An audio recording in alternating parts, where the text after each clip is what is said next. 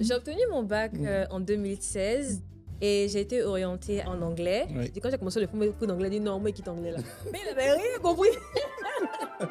Généralement, quand les gens étudient l'anglais, ils ont que pour opportunité, je vais devenir interprète, traducteur ou professeur en anglais. Mais j'ai pas envie d'être professeur en anglais. Quand tu étais aux États-Unis, tu étais toujours en année scolaire? Oui. Comment ça s'est passé? Avec la voix de mon père. Donc, c'est-à-dire que tu vas laisser tes compos. Il dit, mais rattrapez, faites-moi confiance. Ils ont une niette. Tu vas pas. Et d'un coup, je sais pas tête. Aujourd'hui, je suis Strategic Content Coordinator pour l'ambassade des États-Unis en Côte d'Ivoire. Franchement, je suis tellement fière de celle que je suis devenue. Alors, bonsoir Divine. Bonsoir Roland. Comment tu vas? Bah, je vais très bien, merci. Et Je toi? n'en doute pas, vu que tu es aussi rayonnante. Bah, merci. Alors, bienvenue dans Wake Up Champ. J'estime que tu as un beau parcours qui mérite d'être raconté. Merci. Et je suis persuadé que ça va inspirer plus d'un. Mais avant, je voudrais te laisser te présenter. Merci pour l'opportunité. Je suis Blé Adjeli Grâce Divine. Je réponds au nom de Divine ou Didi pour les intimes. Et je suis très ravie d'être là. Je suis une jeune femme dans la vingtaine et qui travaille comme responsable communication et production digitale pour une organisation internationale que je vais citer plus tard. Le titre de ton post, tu l'as dit en anglais et j'ai dit jamais on le dit en français. Mais je voudrais que tu le dises en anglais pour ceux qui en ont. Alors, que je me racle la gorge. Alors, mon métier est Strategic Content Coordinator. Oui. Alors, en français, enfin, la traduction la plus adéquate et la plus appropriée que j'ai trouvée, c'est tout simplement responsable communication et production digitale. Et ça m'emmène à te demander, à dire justement que tu as fait l'anglais. Oui, Tu as fait l'anglais à l'université. oui. Comment est-ce que tu te retrouves à faire l'anglais à l'université d'abord? Et ensuite, comment est-ce que tu te retrouves, après avoir fait l'anglais à l'université, à être, on va dire ça en français, responsable? Responsable communication digitale. Bon, Oui. alors, dans un premier temps, tu obtiens ton bac. Qu'est-ce qui se passe? Alors, d'accord. J'ai obtenu mon bac en 2016 Mhm. et j'ai été orientée à l'université Alassane Ouattara de Bouaké. J'ai été orientée en anglais, Oui. mais de base, j'étais censée poursuivre des études de droit. Quand tu dis que tu as failli faire le droit, c'était le choix de qui? Mes parents, On a toujours un rêve pour ses enfants. ouais, forcément, je me rappelle, avant, ils me disaient, mais tu vas devenir avocat, tu vas nous défendre, patati patata, alors que c'est pas du C'est tout quoi? comment je me voyais. Les parents avaient pour projet de se retrouver au tribunal. Mais je sais pas. Bon, donc, Bon, eux, ils voulaient que tu fasses le droit. oui. Toi, ton amour pour l'anglais, Mhm. tu as tenu bon, tu as tiré, toi, tu n'as Bah pas oui, tiré. et donc finalement, m'orienter en anglais, je suis très heureuse et c'est comme ça que tout a commencé. Ouais. Et donc, comment je me suis retrouvée dans le digital? Ça, c'est très drôle parce que à partir de ma deuxième année, j'ai commencé à m'intéresser à l'éducation internationale. Donc, j'ai rejoint des associations et surtout une association sur le campus qui est bilingue. Donc, ils font des formations en anglais et tout. Et donc, je les ai rejoints et j'ai rencontré des personnes très bienveillantes par le biais de cette association-là. Et donc, les gens discutaient de non, je vais postuler pour telle bourse, je vais faire tel projet et tel projet. Et je les voyais tellement engagés dans ce qu'ils font parce que c'est des gens qui ne se sont pas contentés seulement que d'aller en amphi, suivre les cours et rentrer à la maison. Ils ont vraiment songé à s'engager dans d'autres activités, de s'étendre. Et donc, je me suis dit, bah, moi aussi, je veux faire ça. Et c'est comme ça que j'ai commencé à m'intéresser à l'éducation internationale, l'engagement communautaire et même le digital. Et j'ai découvert une bourse de formation qui est le YALI. J'ai encore parlé en anglais. Pause. On va revenir sur le YALI, mais je voudrais creuser le point. Éducation internationale, déjà, c'est quoi? Bah, c'est tout simplement d'étudier à l'étranger, tout simplement. Ok. Voilà, le gros terme pour... Bah oui, tout simplement, c'est justement le fait de poursuivre une formation professionnelle ou académique à l'étranger. L'éducation, c'est la définition la plus simple que vous devez retenir. Maintenant, qu'est-ce qui t'a donné de l'intérêt pour l'éducation internationale? Ou bien toi, tu te voyais poursuivre tes études? C'était quoi l'idée? Alors, de base, quand j'ai étudié l'anglais, moi, parce qu'en fait, généralement, quand les gens étudient l'anglais, ils ont que pour opportunité, je vais devenir interprète, traducteur ou professeur en anglais. Franchement, je ne vais pas dire que j'ai pas aimé, j'ai beaucoup aimé mes années lycée, mais j'ai pas envie d'être professeur en anglais. Avec tout le respect qu'on doit au professeur. Avec tout le respect que je dois au professeur. Oui. Moi, aller m'asseoir dans une salle de classe et non, flemme. Ça ne fit pas. Donc, j'ai dit non, c'est pas possible. Et donc, je me suis dit, non, moi, je veux pas être interprète. Je veux pas non plus être professeur en anglais. Je veux aller soit à l'étranger ou travailler dans une organisation internationale. Et ça, depuis longtemps, c'était déjà mes projets, en fait. J'étudie l'anglais, je fais autre chose et boum, je me retrouve dans une organisation internationale où je parle mon anglais, je fais mon métier, tout et patata. Et voilà, donc c'est comme ça que j'ai commencé à m'intéresser à ça, en fait. Et heureusement, j'ai rencontré des personnes qui m'ont aidé dans ce parcours et j'ai commencé à postuler à des bourses pour l'étranger et tout. Deux choses que je voudrais ressortir de ce que tu dis jusque-là. La première, c'est le fait de ne pas rester, on va dire, dans la case de le débouché que tout le monde connaît. Parce qu'a priori, quand tu fais telle étude, c'est un peu comme quand tu es bon en mathématiques, dans les matières scientifiques et que tu es au lycée, on te dit tout de suite, derrière, tu vas faire une série ou une filière scientifique. On veut que tu deviennes médecin, tu deviennes ci. Mais toi, tu fais l'anglais, tu sais que a priori, dans ton environnement immédiat, il y a un débouché, il y a une série de débouchés qui sont là et tu refuses de suivre cette voie. Parce que je me rappelle très bien quand j'ai obtenu le bac et j'étais orientée en anglais, ce que moi j'ai fait, j'ai fait des recherches pour voir quels sont les débouchés en anglais et tout. Tout ce que moi je vois, c'est interprète, professeur. Je me dis, attends, tu peux dire ça devant la caméra. Des recherches. Tout ce que moi j'ai vu, c'est interprète, professeur. Mais il n'y a pas d'autres débouchés à part ça. Du coup, je me suis dit que bon, ma chérie Coco, il faut que tu étudies l'anglais et que tu fasses autre chose. Parce que là, interprète, professeur, là, ça ne va pas le faire. Je suis désolée, ça ne va pas le faire. Oui. Donc, deuxième élément, c'est ton intérêt pour, on va dire, la vie associative, en fait. Ça, là, c'est là-bas, tu rencontres des gens. Exactement. Et tu as de nouvelles perspectives, tu as de l'ouverture, tu as de l'information. Quelqu'un disait la dernière fois, j'avais lu ça sur Facebook, que dans la vie, il faut être accessible. C'est ça. Parce que vous êtes toujours à une oreille ou à une bouche de la bonne opportunité. Exactement. Quand vous êtes enfermé chez vous, vous êtes dans votre coin, vous ne sortez pas, vous ne rencontrez pas des gens, vous ne serez pas informé des opportunités. Exactement. Et cela me revient à partager notre expérience parce que je suis quelqu'un de base, je suis très introvertie. Je n'aime pas aller vers les gens. Je suis toujours dans mon coin, toujours dans ma chambre, toujours sur mon ordinateur, sur mon téléphone. Du coup, quand j'étais orientée à Boaké, moi, j'étais à Abidjan avec mes parents et tout. Et donc, le fait de partir à Boaké, ça m'a fait sortir de ma zone de confort. Parce que c'est vrai que j'étais avec ma grand-mère, ma tante et tout. Mais je n'avais pas vraiment de connaissances là-bas. Et quand je suis arrivée, le conseil que ma tante m'a donné, elle m'a dit, ouvre-toi aux autres. Parce que tu es là-bas, parce que l'université, c'est la jungle.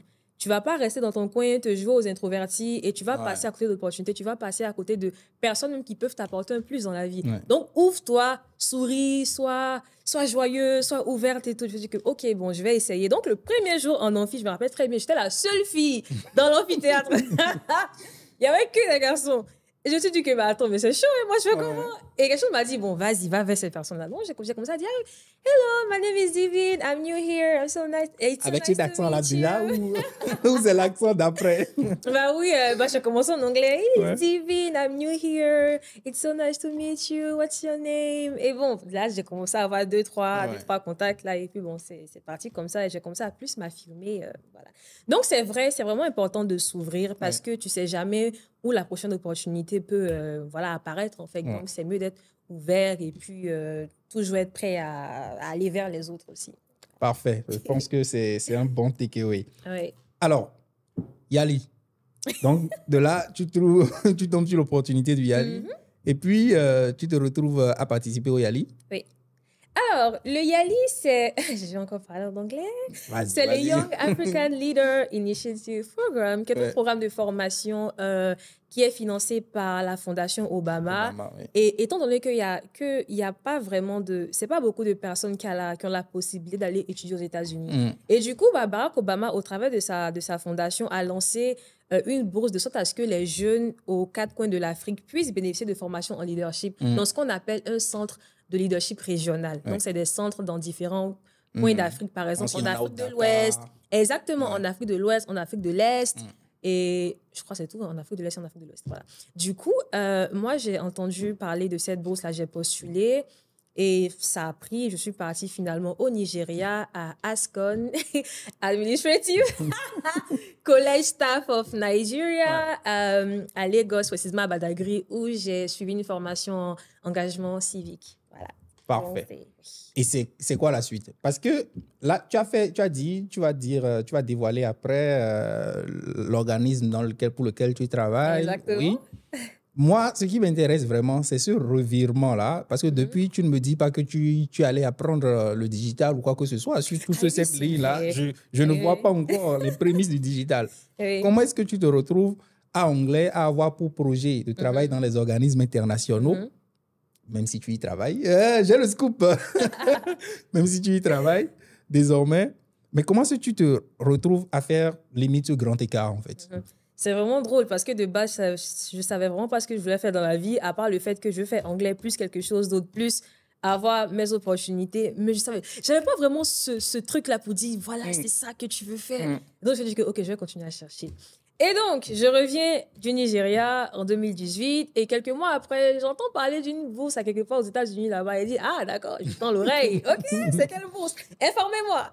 Et c'est là qu'on m'a parlé du CCIP, Community College Initiative Program, qui est un programme de formation de jeunes de 18 à 35 ans aux États-Unis. On a la possibilité de faire 10 mois, environ 1 an, parce que nous, on a fait, je crois, 1 an à cause de la COVID et tout, aux États-Unis.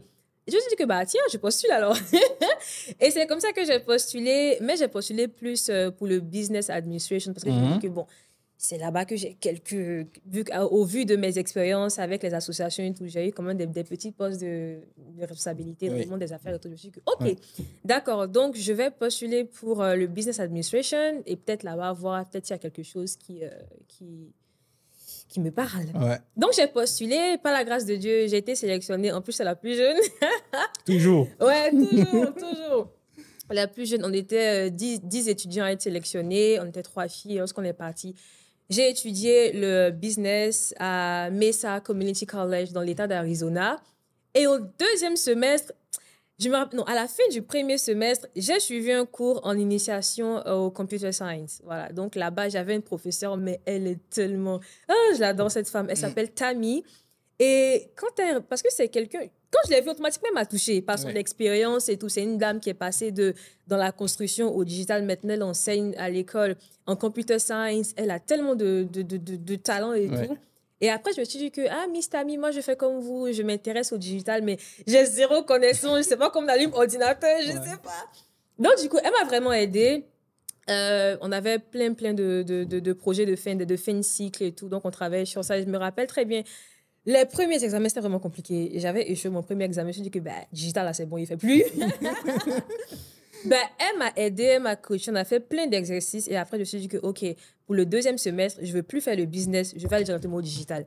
Et du coup, le truc, quand tu postules à ce genre de programme-là, tu ne peux pas changer de filière. C'est ça le problème. Tu suis le programme, enfin, tu suis cette filière-là jusqu'à la fin. Et moi, j'ai dû me justifier mon choix. Pourquoi je veux passer de business au digital?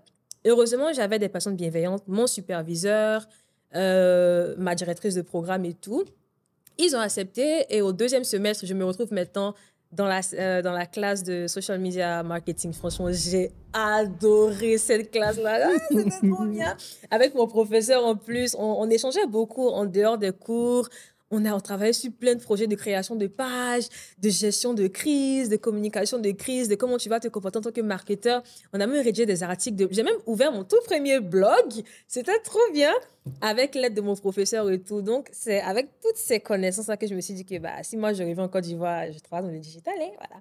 Et ce qui est bien, c'est que j'ai fait un stage là-bas en tant que social media manager à Phoenix, Arizona, pour une organisation non gouvernementale qui est Boys Hope, Girls Hope. Voilà. Donc, c'était ma toute première expérience. Angela, qui était ma directrice, m'a fait entièrement confiance sur les projets et tout. Donc, j'avais découvert également une petite passion pour le graphique. Franchement, j'ai touché à tout. C'est ça. En fait, le problème, c'est que j'ai vraiment touché à tout. J'ai fait le graphic design, ça n'a pas marché. J'ai fait Illustrator, j'ai fait Photoshop. Bref, du coup, j'ai fait plein de trucs. Et c'est après, quand j'ai commencé à gérer les pages sur les réseaux, je me suis dit que, mais ça, c'est un truc que je veux faire. Parce que je me rends compte que je suis quand même bonne en rédaction de stratégie, de communication digitale, et élaboration de plans de com et tout. Et j'ai commencé à travailler sur ça pendant mon stage. Et après, j'ai fait un deuxième stage. C'était pas vraiment digital, mais j'ai appris tout ce qui est Microsoft Software, vu que j'étais chargée du stock dans l'école, le Food Pantry.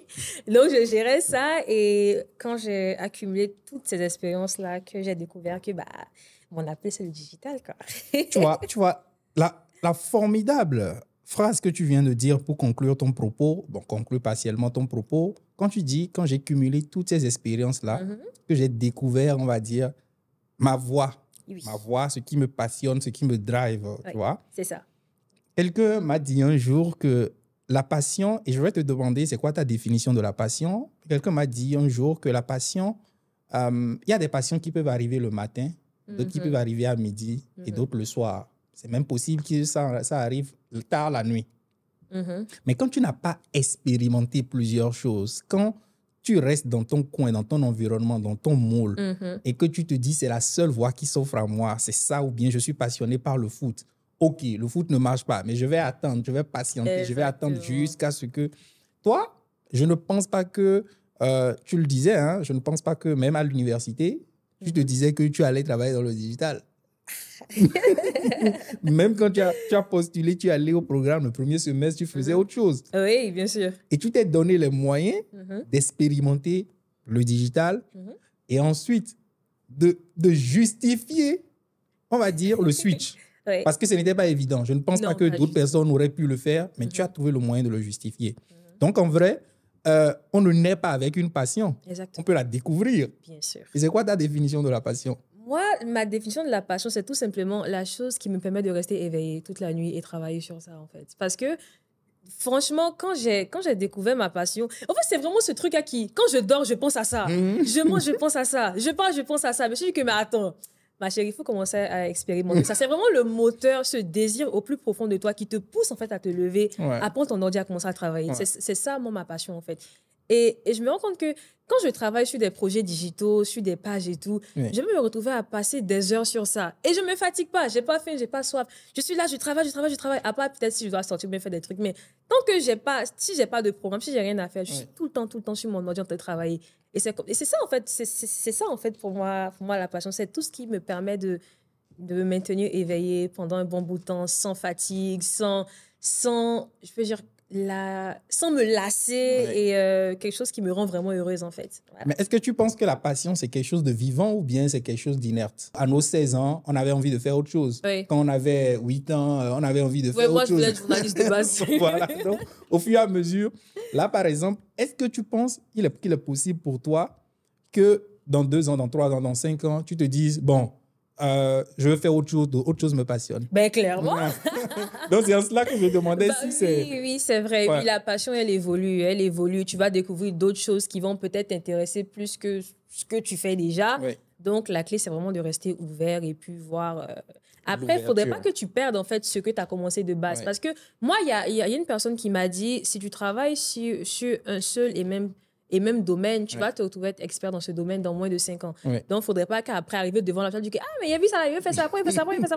Non, si il y a quelque chose qui te passionne, déjà, il faut que tu te concentres sur ça, tu travailles là-dessus et après, tu verras comment c'est possible d'évoluer tout en ayant toujours, en fait, cette passion que tu avais là au début. En fait. Voilà. Qu'est-ce que tu penses des métiers passion? C'est-à-dire que moi, je suis passionné par...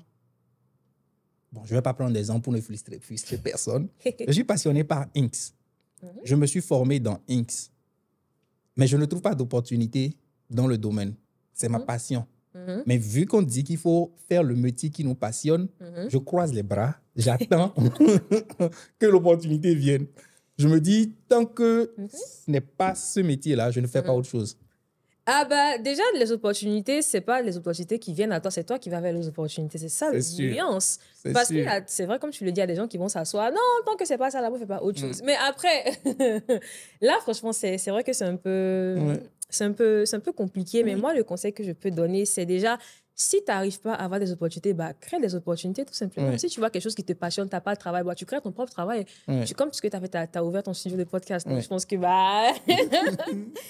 si par exemple, moi, je n'avais pas de tête d'emploi dans le digital, j'allais commencer à offrir mes services à 2 ou 3 personnes et tout. Et ensuite, voir comment je peux évoluer. Maintenant, il s'est vraiment gâté aussi. Essaie de voir comment tu peux trouver des opportunités, mais tout en réfléchissant à comment tu peux faire en sorte de travailler dans ton domaine de prédilection. En fait. Ouais. Donc, les opportunités, elles se créent, elles se saisissent aussi. Donc, il ne faudrait pas que je t'asseye là et dis non, moi, Bon, moi, j'ai une phrase, je l'ai dite une fois, ça a choqué plus d'un, mais je vais répéter. Oui. Si ta passion ne te permet pas de t'en sortir, oublie ta passion. Bah oui, parce qu'à la fin de la journée, we need to make money. Donc, bah oui. Mais après, je me dis, c'est tout à fait possible de vivre aussi avec sa passion. Hein. Oui, bien sûr. C'est pourquoi il y a un gros si au début. Si elle ne te permet pas, si elle te permet, mais voilà, personne ne... Voilà. Tu vois. Mais bon. OK. Alors, dès que tu atterris à Abidjan, comment ça se passe? Bah, dès que j'ai atterri à Abidjan, j'ai vraiment pas chômé. Dès que je suis arrivée net, je crois quelques mois après, j'ai obtenu mon tout premier travail. Donc, je travaillais comme... Tu es bien verni, toi. Non, c'était pas le biais de la recommandation d'une copine. Enfin, c'est une copine qui m'a recommandé. Franchement, merci à elle si tu me regardes. Donc, c'est là que j'ai eu ma toute première expérience. J'étais chargée communication. Je travaille dans les relations publiques, précisément. Donc, j'ai fait beaucoup de communication interne, externe. Travailler beaucoup plus sur la gestion j'ai fait du corporate branding, donc travailler sur la présence en ligne de l'entreprise. J'ai travaillé sur la stratégie de l'entreprise, la stratégie de communication, le plan de communication, le calendrier éditorial. J'ai supervisé. On ne fait pas de la publicité. J'ai pas envie de faire de publicité. Bon. Mais c'était pour une fondation. Okay. J'ai travaillé pour cette fondation-là. Et du coup, qu'est-ce que je racontais? Oui, donc j'ai établi le plan de communication, stratégie de com, calendrier éditorial. Je travaille également avec une équipe, notamment une designeuse, avec qui on travaille sur tout ce qui est créa et tout. En gros, c'était quand même une très belle expérience parce que j'ai eu également à participer à des projets également sur le terrain. J'ai visité quelques petites chaînes de télé là, par-ci et là. C'était quand même une très, très, très belle expérience que malheureusement j'ai dû laisser parce que j'étais encore à l'université. Donc, il fallait que je continue mes études. OK, de retour des États-Unis. Donc, voilà. Tu as mis une pause sur... Voilà. Non. Mettons une pause. Comment est-ce que tu arrives à faire cette pause-là alors que tu es en pleine année universitaire, n'est-ce pas? Bon. Mais le problème, c'est que je faisais les deux, en fait. J'ai fait des cours parce que ce qui est bien dans notre... en tout cas, dans notre département d'anglais, c'est que on a un groupe WhatsApp de chat où on envoie les syllabus, les supports de cours. Donc, moi, j'étudiais à la maison et le matin, je partais au travail. Du coup, je faisais les deux, en fait. Je vais au travail le matin, j'étudie le soir. C'est quand mes examens de fin d'année sont arrivés que j'ai dit, désolé, mais je dois partir, malheureusement, ou heureusement, je ne sais pas. Et donc, mais avant ça, quand tu étais aux États-Unis, tu étais toujours en année scolaire? Oui. Comment ça s'est passé? Justement, parce que c'était compliqué, parce qu'il fallait déjà convaincre les parents que tu vas... Justement, j'étais en année de licence. Et ce qui est drôle, c'est que l'année, je suis partie au Nigeria, je devais composer mes examens de licence 2. Oui. Le truc, c'est que comment tu vas convaincre tes parents? Tu as parti au Nigeria, tu as raté tes compos. Dans quel monde? Donc, ils m'ont dit, mais attends, donc c'est-à-dire que, avec la voix de mon père, donc c'est-à-dire que tu vas laisser tes compos aller au Nigeria. Tu as fait 3 semaines. Et puis tu fais comment? Il dit, mais au moins, il y a deuxième session, je peux me rattraper. Mais toi, tu es sûr de rattraper? Il dit, me rattraper, faites-moi confiance. Ils ont dit, niet, tu vas pas. Il t'a couché par terre. Il t'a assis par terre. Il dit, mais il fallait voir comment je devais me justifier auprès de mes parents que si vous partez, je vous fais la promesse que je reviens, je casse tout. Il a tout validé. Regardez son mot. Après, comme ils me font confiance, ils m'ont laissé partir. Merci, mais quand je suis revenue, merci papa, merci maman. Mais quand je suis revenue, non, j'ai composé dans toutes les matières. Pendant que tes potes, ils doivent reprendre dans 1, 2 matières, moi j'ai répondu dans toutes les matières. Ils m'ont dit, mais attends, toi, tu faisais quoi? Puis il dit, mon ami, laisse ça. Il tente 2 avions. Là. Non, dans la vie, en fait. C'était dans l'avion. il faut payer le prix. C'est ça, en fait. Parce que je me dis, si moi j'ai raté cette opportunité-là, non, c'est pas possible. Il faut vraiment que je dois partir. Mon cœur me disait, ma chérie, il faut partir. Moi, tu vas rester. En fait, il y a quelque chose que j'allais demander tout à l'heure, et là, je viens de m'en rappeler.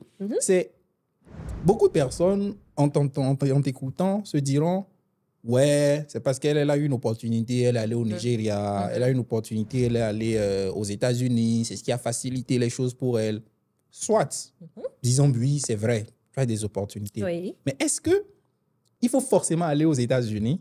Est-ce qu'il faut forcément aller au Nigeria pour chercher sa voie? Parce que tu dis, j'étais étudiante, Oui. j'ai trouvé la façon de chercher d'autres opportunités, d'autres ouvertures, d'autres perspectives. Quelqu'un te dira que c'est parce que toi, tu es allé aux États-Unis, tu es allé au Nigeria, que tu as pu. Est-ce qu'en restant ici, en Côte d'Ivoire, ou en restant au Bénin, au Togo, au Sénégal, quelqu'un peut se dire, oui, moi, je suis en train de faire des études, je suis en filière d'histoire-géographie. D'accord? Est-ce que l'option, on peut rester dans son pays et se dire, je vais chercher d'autres possibilités. Ah, OK, il y a telle opportunité dans tel domaine. Aujourd'hui, on parle peut-être du design, on parle de l'intelligence artificielle, on parle de ceci. Est-ce qu'on peut rester ici en utilisant d'autres outils et y arriver quand même? Ben oui, bien sûr. Mais clairement, moi, perso, je ne vais pas mentionner de nom, mais je connais des personnes qui ont commencé, qui ont terminé ici. Mais aujourd'hui, là, on n'a pas le même niveau. Ils sont quelque part là-bas. Non, je me dis, la clé, c'est tout simplement de chercher. Moi, enfin, le meilleur moyen pour moi de me former, c'était de partir. Voilà. Parce que je me dis que si je restais, peut-être que j'allais trouver ma passion, mais ça allait prendre un peu plus de temps. Et du moment que l'opportunité est là, bah, pourquoi pas, en fait. D'autres peuvent avoir d'autres moyens de trouver leur propre chemin. La clé, c'est vraiment de chercher. Si tu cherches pas, tu trouves pas. Donc, moi, il y a cherché, on m'a dit que, il y a telle opportunité. Vas-y, si c'était en Allemagne, ou à Gagnoa, ou à Kogo, bah, j'allais partir. Voilà, justement. Donc, c'est un peu comme quand on dit que 1000 chemins mènent à Rome. Exactement. En allant à Rome, si tu décides d'aller à Rome et qu'on décide tous d'aller à Rome, certains vont prendre le chemin des États-Unis comme toi. Si Rome, pour nous, c'est faire le métier que tu fais, certains vont prendre le chemin des États-Unis. D'autres vont prendre le chemin d'Internet, aller apprendre en autodidacte. D'autres iront dans des universités locales qui font des formations dans le digital. D'autres vont apprendre par le biais d'un mentor, ainsi de suite, aller faire des stages, ainsi de suite. Donc, foncièrement, il y a 1000 chemins qui emmènent là où toi tu es. Et c'est ce que les gens doivent savoir. Parce que le piège, c'est-à-dire que si X a fait ça, toi aussi, tu vas aller faire ça. Alors que vous n'avez pas les mêmes, les mêmes opportunités. Vous n'avez même pas les mêmes objectifs. Moi, j'ai toujours dit à des gens que si une porte ne s'ouvre pas là, c'est tout simplement pas ta porte. Parce que ce que je n'ai pas dit, c'est qu'avant de postuler pour les États-Unis, j'ai postulé pour d'autres bourses qui n'ont pas marché. J'ai postulé pour Campus France. Ils ont payé, mais j'ai eu la bourse. L'école ne m'a pas accepté. Mais j'étais là, elle me dit, mais dans ce cas, c'est que c'est fini, plus c'est fini, on sort à la maison. Mais après, c'est là que j'ai vu l'opportunité, en fait. C'est pour dire, en fait, qu'il y a plusieurs moyens. C'est pas forcément partir à l'étranger ou non, parce que non, Divine a fait ci. Toi, peut-être X, tu vas aller faire ça. Non, il y a beaucoup d'autres moyens. Peut-être même que si j'étais restée, si j'avais suivi peut-être le chemin de certains de mes amis qui ont eu des opportunités, j'allais pas avoir les mêmes opportunités parce que c'est pas en accord avec toi ou c'est pas ta voix. Pas que c'est pas en accord avec moi, mais c'est pas ma voix, en fait. Je me dis que, bah, je veux pas faire du copier-coller ou du non, je te suis. À un moment donné, tu dois voler de tes propres ailes et puis chercher tes propres opportunités. Donc, faudrait pas que les gens se limitent à seulement suivre leurs amis. Parce que ton ami va voir ça, mais est-ce que toi, tu auras ça? Question. En fait, tu résumes bien le disclaimer que je fais à chaque fois dans ce podcast en disant aux gens, l'idée n'est pas de dire, on écoute l'histoire de Divine, on écoute l'histoire de Inc, de Untel, on se dit, ah, il a fait ça, moi aussi, je vais faire exactement ce qu'il a fait. Franchement, et c'est un truc, ouais. Voilà. Et souvent, je reçois des commentaires du style « Hey, ce que tu fais là, je fais aussi, oh. Ou bien je vais être comme toi. » Non, il ne faut pas être comme moi. Sois plus que moi. Voilà. Faut pas, la seule personne à qui tu dois ressembler, c'est la personne à laquelle tu veux devenir plus tard. Il ne faut pas te dire que non, parce que... C'est beau ça. Bah, franchement, en fait, moi, perso aussi, il y a quelque chose qui m'a... J'ai jamais voulu ressembler à quelqu'un, en fait. J'ai toujours voulu ressembler à la personne que mes parents visualisent plus tard, ou bien la personne que Dieu veut que je sois plus tard. J'ai pas de modèle en tant que tel, je sais pas, peut-être ça va, mais j'ai pas de modèle en fait. Moi, mon modèle, c'est juste dans 5 ans, elle ressemble à quoi, j'aurais quoi. Après, après, mes modèles sont mes parents en fait, parce que franchement, ce sont. Je les aime trop. je sens une affection ou toute la particulière. Oui, je t'aime, papa, ce matin. Je les aime trop. Ah là là. Ouais, mais en soi, ne cherchez pas à ressembler à des gens, en fait, parce qu'ils ont eu leur propre chemin, ils ont eu leur propre expérience. Tu vas suivre les mêmes choses et demain, quand ça va pas marcher, tu vas accuser les sorciers. Alors que c'est pas ta voix, en fait. Faut laisser les sorciers se reposer. Souvent, même, c'est nous-mêmes qui sommes à la base de notre propre, je vais pas dire échec, mais qui font qu'on passe à côté de certaines opportunités, en fait. Donc, voilà. Ouais. Non, foncièrement, moi, je suis en accord avec toi. C'est, il ne faut pas... il ne faut pas forcément chercher à faire comme. Faire comme, Exactement. c'est que tu essaies de comparer ton intérieur à l'extérieur de l'autre. Parce que quand tu fais comme quelqu'un, tu vois ce que la personne projette. Tu ne vois pas l'intérieur. Donc, toi, tu Exactement. connais ton intérieur. Mais si tu écoutes, si tu regardes le parcours, tu analyses le parcours, tu comprends le modus operandi par lequel la personne y est arrivée. Et toi, ton modus operandi, on peut le résumer. En tout cas, je vais oser le faire. Tu me diras si c'est ça. C'est l'ouverture. C'est essayer de comprendre, de chercher. Et si on a ce mindset de chercher, de ne pas rester dans sa box, de sortir du cadre, je pense que tout peut s'offrir à nous. Tout peut s'ouvrir à nous. Exactement. Tu vois? Oui. Et c'est applicable dans tous les domaines. Ce n'est pas de faire marketing digital, ce n'est pas d'aller postuler au Yali, ce n'est pas ceci, mais d'être ouvert, d'être alerte, de regarder autour de sora, de s'ouvrir aux gens. Exactement, Et parce que oui, on te propose, voici ce par quoi je suis passée. Oui. Tu peux faire ça, mais moi, je n'ai pas te garantir qu'on aura, on aura peut-être les mêmes chances pour Ouais. faire les mêmes opportunités. Ouais. Non, il y a ça, il faut savoir qu'il y a d'autres. Ouais. Et comment avoir ces d'autres-là, Ouais. il faut chercher tout simplement. Ouais. C'est la difficulté que les mentors ont. Quand tu as un mentor ou bien tu es mentor pour quelqu'un, en fait, on ne sait pas toujours ce qui marche ou ce qui ne marchera pas. Le mentor ne sait pas toujours. C'est Parce ça. que peut-être le mentor, il a expérimenté quelque chose, ça n'a pas marché pour lui. S'il te dit de ne pas le faire, vous n'avez sans doute pas les mêmes voix, ce n'est pas le même C'est ça. contexte. Lui, il a peut-être essayé en 97, il te dit non, ne fais pas ça. Alors qu'on est en 2024, il y a peut-être d'autres outils, il y a d'autres façons de faire. Donc, le mentor, il se retrouve dans une situation compliquée où ces conseils doivent être pris normalement avec énormément de recul, d'analyse Exactement. et de propre jugement, en fait. Chacun doit avoir son propre jugement. C'est ça. Évitons d'idéaliser Ouais. les expériences des autres ou même idéaliser les personnes, en Ouais. fait. Donc, c'est ça le piège. Ouais. Donc, faudrait...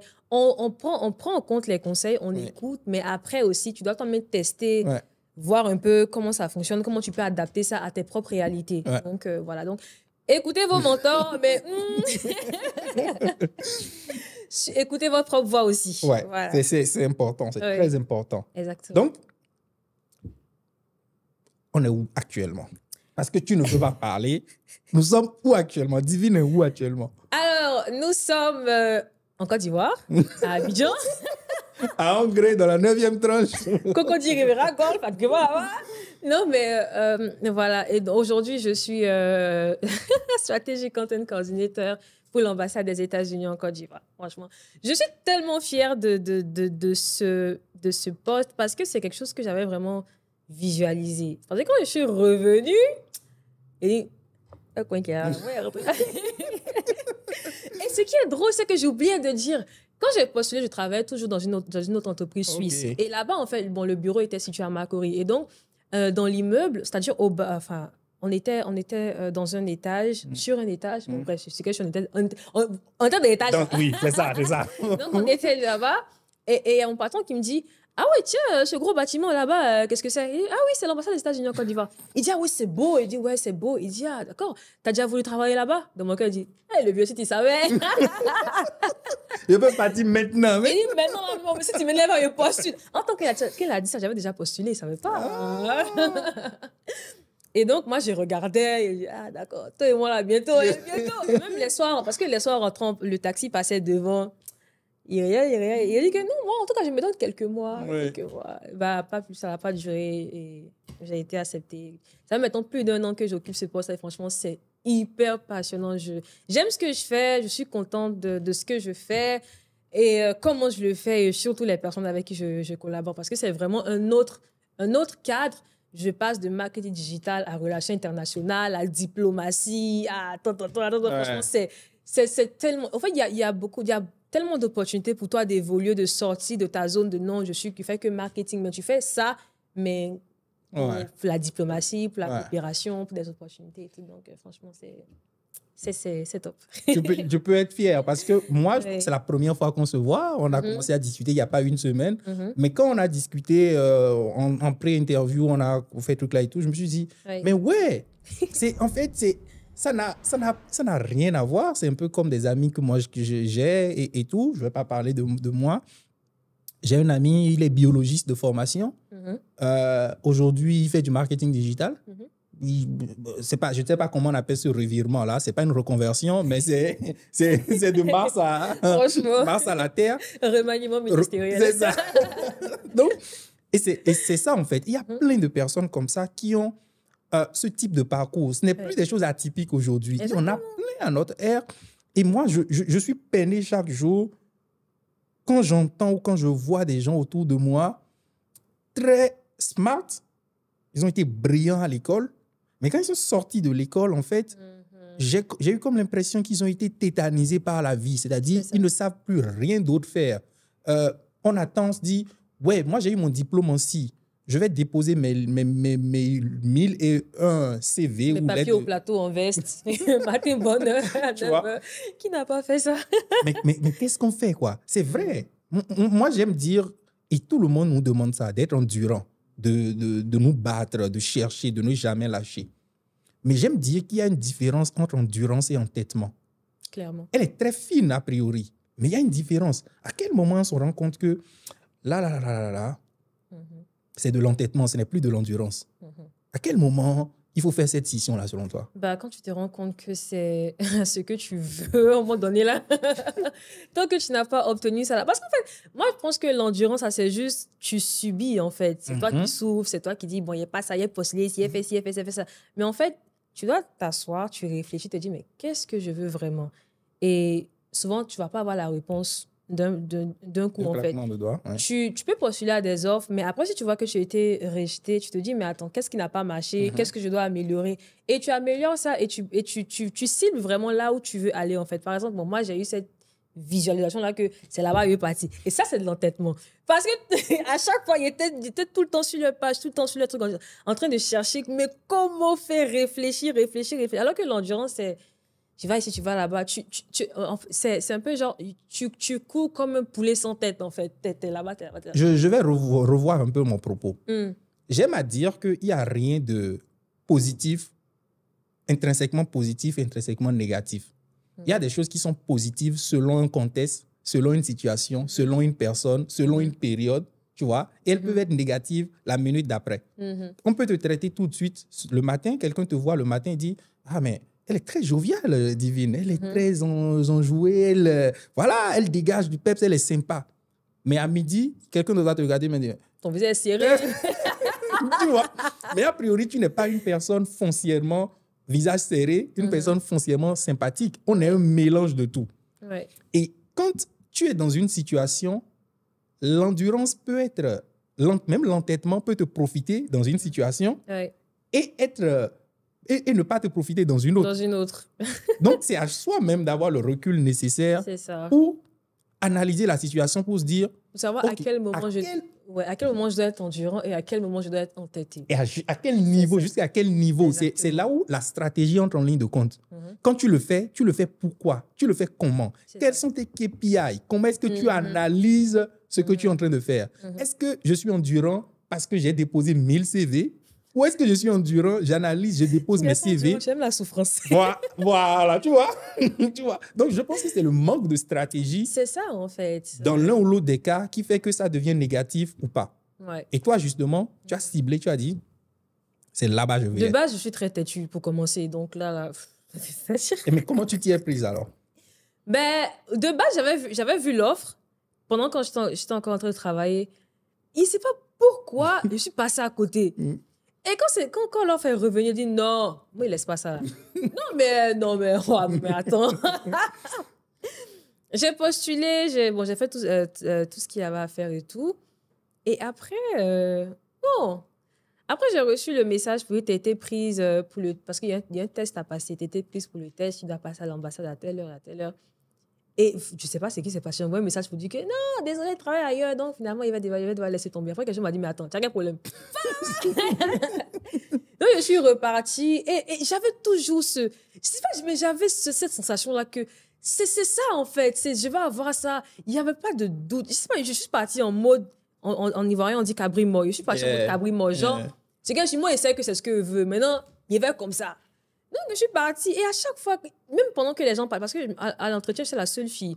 Et je ne vais pas faire de discrimination. On dit non, les hommes, non, mais Non, mais les gars disaient que non, ça c'est pour moi, c'est moi, il y a voir ça. Toi, tu allais faire un truc de genre. Le manque d'humilité à l'ivoirienne. Il y avait zéro humilité, en fait. Non, tout à fait ça. Non. Les gars parlaient. Moi, j'étais là comme ça. Derrière de eux, mais j'étais stressée. Mais après, je me suis dit que c'est que je vais parler, mais à la fin de la journée, là, ça, là, c'est pour moi. Donc, vous avez même fait de la figuration, en fait. Donc, le manque d'humilité. Humilité, ça met. Humilité, ça met. Quand j'ai fait le test, il a dit, non, mais ça, c'est du pain béni. Non, mais attends, j'ai tellement pris mon temps sur le test. J'ai dit, attends, je ne savais pas dire, j'ai reçu le résultat que je m'attendais à recevoir. Ouais. Le test, pareil. L'interview, pareil. J'ai mis toutes mes peurs de côté. J'ai dit, OK, this is your chance. Dans ta tête, t'as visualisé, t'as fait ça, t'as prié. Mais là, c'est le moment maintenant de... Parce que la Bible dit que la foi sans action, là, elle est vaine. Donc... tu dois maintenant agir, girl. This is your time. This is your sign. Donc, j'ai commencé, j'ai fait ce que j'avais à faire. Et puis, quand je suis sortie de l'interview, j'ai dit, oh, ça, c'est fini. Mais c'est fini. non, mais qu'est-ce que tu crois? Ça n'a même pas duré un mois après. Il y a le RH qui envoie un mail. Puis, je vois que, congratulations, je dis, ah, ben, ouais. c'est fini. et ton boulot aujourd'hui, il consiste en quoi, en fait? Alors, ah ouais, il y a beaucoup de choses à faire. Déjà, la majeure partie de ce que je fais, c'est digital. Hein, donc, création de contenu. C'est pour ça que j'ai demandé, ta Lumix, c'est quelle marque? Parce que j'utilise ça pour le contenu. Okay. Donc, je fais des photos. Bon, j'avais acheté ma toute première caméra aux États-Unis, donc j'ai commencé à me former un peu en photographie. Je ne suis pas experte, mais je sais quand même faire de belles photos. Et ça, il faut insister dessus. Il faut oui. Tu vois, peu importe. Je pense qu'il y a des compétences qui sont super transversales, que tout le monde de base doit les avoir. Exactement. En fait. Et je me rappelle très bien, je me disais que moi, je vais faire ça. Comme ça, demain, on ne va pas faire mal. Je ne m'en pas dit que non. Par exemple, si moi, je veux faire peut-être une affiche ou bien je veux créer du contenu, je n'ai pas besoin de payer quelqu'un pour faire ça. Si moi, j'apprends à faire ça, j'économise de l'argent. Mais on va essayer à bon, les graphistes, vous entendez où? Tu vois? Mais on va essayer à Ni. Donc, pour dire qu'il allait mettre mon argent dans quelque chose, non. Si j'ai la possibilité. La tata Ni a parlé. Bien sûr. Donc, si j'ai l'opportunité d'apprendre ça à moi-même, c'est du pain béni. En plus, le digital, enfin, la communication, c'est un métier qui est tellement transversal que tout le monde aura besoin de toi, en fait. Donc, à toi maintenant de t'armer des armes nécessaires pour être vraiment compétitif. Donc, j'ai fait la photo. J'ai fait la photo, j'ai fait la vidéo, j'ai fait du graphic design. J'ai même ouvert un blog. J'ai franchement touché à presque tout. Il y a certains qui ont marché, d'autres non. Après, je me suis améliorée. Et le but, c'est vraiment, j'ai tout essayé. Et aujourd'hui, ça m'a servi. Parce que là, souvent, on a des activités, on n'a même pas besoin de passer par un photographe. C'est genre, can you call Divine? Divine, can you please come and take a picture? Je suis assise dans le je viens prendre photo. Ou bien je prends photo de l'ambassadeur, ou bien de telle personne. Donc, franchement, c'est des choses qui m'ont aidé. Je fais de la photo, vidéo, montage vidéo. Je fais souvent je suis pas pro, mais je fais quand même des affiches. Je participe à tout ce qui est rédaction de revues de presse le matin pour envoyer, travailler un peu avec les journalistes. Parce qu'en fait, c'est un métier qui... Tu dois faire un peu de tout, en fait, donc travailler avec les journalistes. Après, bon, il y a d'autres trucs que je ne peux pas vraiment citer, mais il y a beaucoup d'activités sur le terrain aussi. Donc, je suis tout le temps partie, tout le temps ici. Après, grâce à ça aussi, j'ai eu l'opportunité de partir me faire former. Je me suis fait former en social media management en Afrique du Sud en septembre dernier. Donc, c'est des choses qui, franchement, qui m'ont aidé. Après, j'ai fait une autre formation en intelligence artificielle, parce qu'il y a beaucoup... En fait, ce qui est bien avec ce travail, c'est qu'on met des formations à ta disposition. Et pendant que tu es au travail, tu te formes. Même quand j'ai commencé à travailler, j'ai suivi, je crois, environ 6 formations avant de prendre... avant de prendre quoi? Position? Avant de prendre fonction. Voilà. Oui. Avant de prendre fonction. J'ai suivi plein de formations et aujourd'hui, je continue de suivre des formations. Et, donc, voilà, quoi. C'est vraiment un environnement où tu évolues constamment. Voilà. J'ai une question sous le coude depuis que je vais te poser, mais je vais la poser encore à côté et revenir sur une autre. Comment tu te sens en te disant qu'aujourd'hui, c'est possible? C'est-à-dire, toi, tu as fait tes études à Boaké, n'est-ce pas? Tu disais. Oui. Donc, les Agnis sont de Boaké, c'est ça? Ou c'est Agnis de Abengourou? Non, c'est Agnis de Bongouanou. Mais moi, je commence par connaître les villes de la Côte d'Ivoire. OK. Oui. Mais une jeune fille, Annie, à Boaké, qui fait ses études, qui trace son chemin comme tu l'as tracé, comment tu arrives à te dire que c'est possible, en fait? Wow. Quelle dévotion! Franchement, j'ai réalisé que c'était possible quand je me suis retrouvée du campus de Boaké à la Maison Blanche, quoi. Franchement, quand je suis rentrée... J'ai pris la photo, j'ai écrit et j'ai mis sur Facebook from Boaké to the White House. Et j'ai reçu plein de commentaires. Ah bon, moi aussi, moi aussi, moi aussi. Mais c'est possible, quoi. Si moi, déjà, une jeune fille qui est introvertie, qui ne parle pas avec les gens, qui est tout le temps dans son coin et qui est passée Dame, quand il a commencé le premier... Ce que j'oubliais de dire, quand j'ai commencé le premier cours d'anglais, il dit non, moi, qui t'anglais là. Mais il n'avait rien compris. Il n'avait rien compris. Mais en fait, quand je regarde mon parcours, non, mais c'est vraiment la grâce de Dieu, quoi. Et en fait, si moi, déjà, j'ai même pas eu de master en digital, j'ai pas... À part les 2 formations que j'ai suivies là, j'ai pas vraiment eu de formation genre spécifique ou bien intensive et tout. Mais si j'ai pu passer de ça à ça, je dis pas que j'ai réussi dans la vie, mais je suis quand même... Toi-même, faut voir. Genre, si moi déjà j'ai pu faire ça, toi tu peux faire plus en fait. Donc, je sais pas, il y a vraiment... En fait, la seule limite que tu te fixes à tu es ta propre limite en fait, en vrai. Parce que Dieu nous a donné des capacités qui... En fait, il nous a donné la supériorité. Je ne sais pas si vous comprenez. C'est-à-dire que quand tu sais que tu es une créature de Dieu, tu as les compétences, tu as la supériorité, tu as tout, en fait. C'est juste, il faut utiliser ce que Dieu a mis en toi, en fait. Et comment? En te formant, en étant ouvert aux autres, et en travaillant, en fait. Donc, la clé, c'est vraiment de... Je ne sais pas comment je vais dire ça. C'est un peu basique comme concept, c'est un peu banal, mais c'est juste... Fais des recherches, travaille, tout simplement. Mais aujourd'hui, quand tu prends du recul sur tout ça, sur ce parcours, je pense qu'on est à combien d'années là? Combien d'années de... De tout. Ça a commencé en 2010. Je crois qu'on a quand même à 5 ans, 6 ans. Ouais. Quand même. Quand tu prends du recul dessus, tu analyses tout ça, comment tu te sens et quel sentiment tu as? Je suis tellement fière de celle que je suis devenue. Non, mais en vrai, je suis très heureuse. Je suis très heureuse. Je pense et surtout, oui, je te laisse finir. Oui, non, vas-y. Et surtout, papa, maman. Ils sont tellement fiers.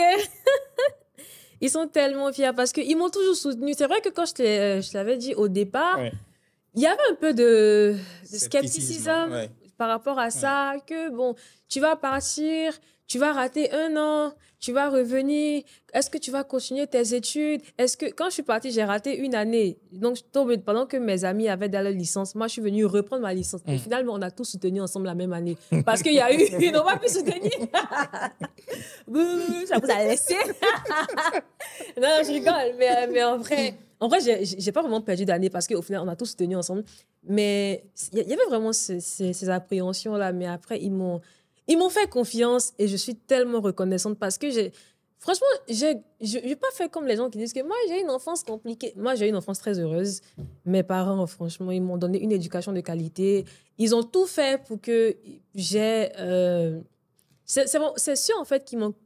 On se voit pousser, en fait, parce que je n'avais pas confiance en moi. J'étais tout le temps dans mon coin, tout le temps déprimée, tout le temps. On m'a dit, mais Divine, c'est pas... Toi, je te vois à 25 ans, tu vas faire ça. J'ai bientôt 25 ans et déjà, voici ce que je fais. Non, franchement, ils avaient déjà un rêve pour moi et je pense que ce rêve est en train de se réaliser petit à petit. Je suis vraiment très, très, très heureuse d'avoir des parents comme ça qui me soutiennent. Et je me rappelle, une fois, j'ai donné une formation, j'ai collaboré sur des projets de formation avec Orange et tout. Et je donnais une formation à Daloa et à mon papa qui était de passage et tout. Il a fait un saut, Il a fait un saut. Il est venu et il est entré dans la salle et on dit qu'il a passé le papa de Divi. Il a commencé à parler. Puis dire, je suis très content d'elle, de ce qu'elle fait. Je suis fière. Il a commencé à donner un message de motivation. Mais ça va que pour j'étais tellement... Ils me soutiennent dans tout ce que je fais. Et même récemment, ma maman était venue au travail et tout, qu'ils l'ont vu.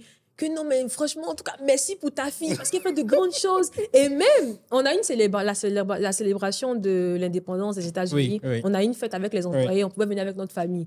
Donc, les deux sont venus.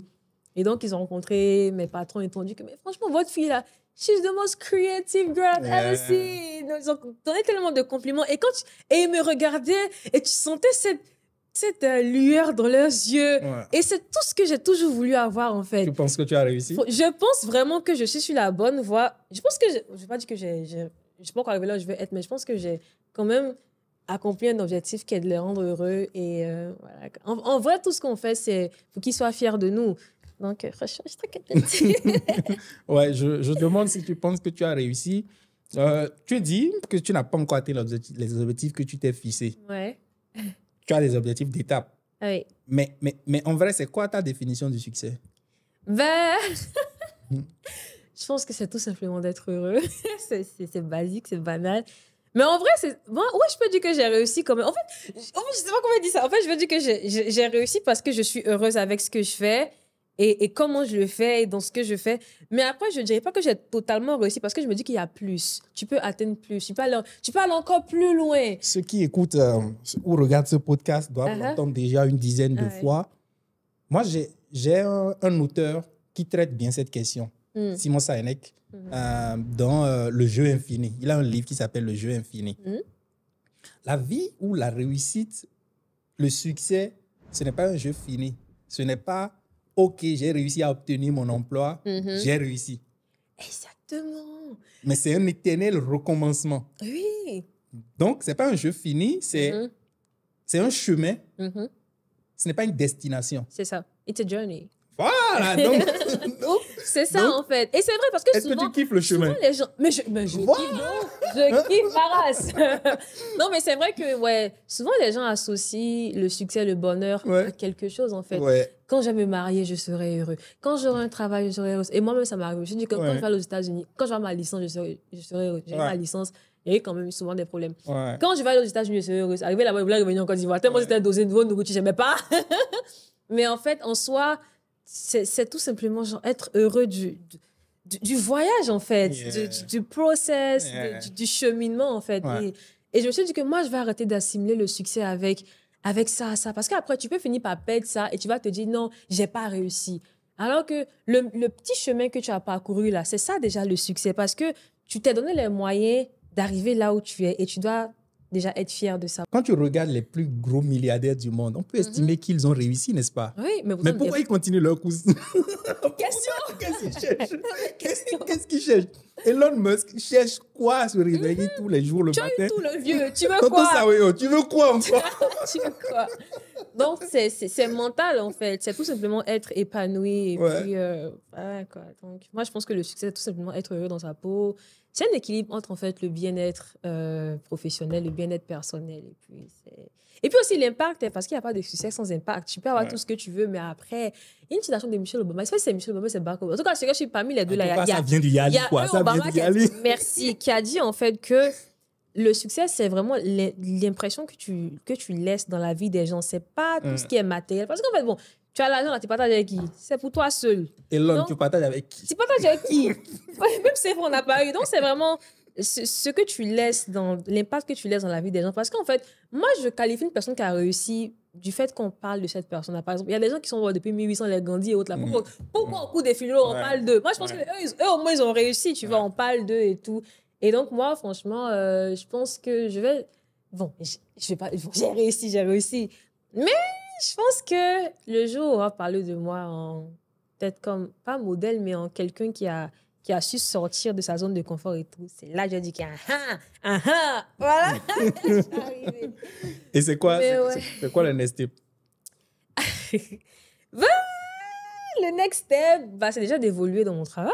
Et puis aussi, là, je travaille sur un petit projet, sur un gros petit projet comme je l'ai dit, je suis passionnée de productivité. Oui. Donc, je veux vraiment, vraiment, vraiment travailler sur un projet de formation, bien des projets d'accompagnement qui poussent les gens à être productifs et puis maximiser, et puis exploiter leur potentiel. Parce que je me dis qu'il y a tellement à faire.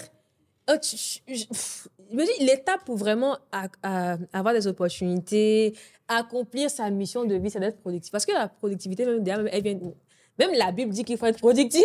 Donc, en fait, je me dis que si tu veux avoir tout ce que tu veux avoir, déjà, il faut être productif, il faut être organisé, il faut être déterminé, il faut être surtout discipliné. Du coup, moi, franchement, je veux dire, c'est vraiment l'un de mes gros projets à venir, ou bien qui est en train de se concrétiser. C'est que je veux vraiment accompagner les gens à être plus productifs, plus disciplinés. Voilà, quoi. Parce que l'impact dont tu parlais tout à l'heure. Exactement. C'est vraiment l'une des grosses clés pour... Parce que déjà, il faut être discipliné pour postuler, il faut être discipliné pour avoir un travail, il faut être discipliné pour postuler. Enfin, pourquoi je me répète? Bref, il faut être discipliné pour avoir des opportunités, il faut être discipliné pour avoir un travail, il faut être discipliné dans sa vie de tous les jours, il faut être discipliné à la gym. En fait, tout ce qu'on fait là, ça demande de la discipline, tu vois. Donc, c'est vraiment ce à quoi j'aspire. J'aspire à inspirer. Donc, déjà, comment inspirer? C'est tout simplement en accompagnant les gens, en accompagnant les gens, voilà, à être disciplinés. Donc, sur mes réseaux, je parle beaucoup de ça, de productivité. On m'appelle même Mamie Productivité. Allez follow.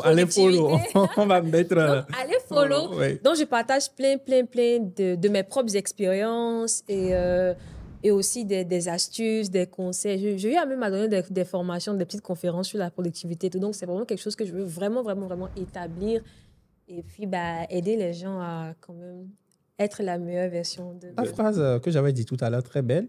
Laquelle? Il faut chercher à ressembler à son soi Exactement. futur. Il faut que you need to look like your future self. Yeah. Donc, tu dois ressembler à la personne que tu veux devenir dans telle ou telle année. Par exemple, moi, la divine que je vois dans 10 ans, mais c'est pas votre camarade. Et c'est là l'importance, on va dire, de la vision. Exactement. Il faut avoir une vision, il faut avoir une mission et puis un plan d'action aussi. Voilà, il faut avoir ces trois-là. Déjà, la vision, et puis maintenant la mission, et puis maintenant ton plan d'action. Et puis maintenant, plan d'action, là, comment faire? Être discipliné, être productif, voilà, être déterminé. Comme qui dirait un rêve ou une vision sans plan d'action, sans plan de mise en œuvre, c'est de l'hallucination. Exactement, c'est ça en fait. Ça reste qu'un rêve, donc voilà. Je pense qu'on est à la fin de cet échange. Moi, j'ai pris un gros plaisir à échanger avec toi. Est-ce que tu as un mot de fin?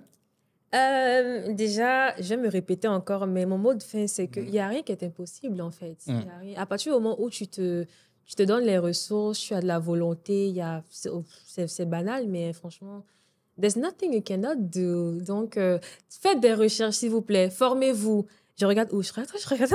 Là. Faites des recherches, formez-vous, approchez-vous de personnes qui ont déjà réussi, parce que souvent, vous allez vous dire que non, elles se prennent, mais elles sont ouvertes. C'est juste vous qui ne savez pas aller vers ces personnes-là. Et puis, n'ayez pas peur de prendre des initiatives. Voilà. Prenez des initiatives et surtout, engagez-vous pour votre communauté.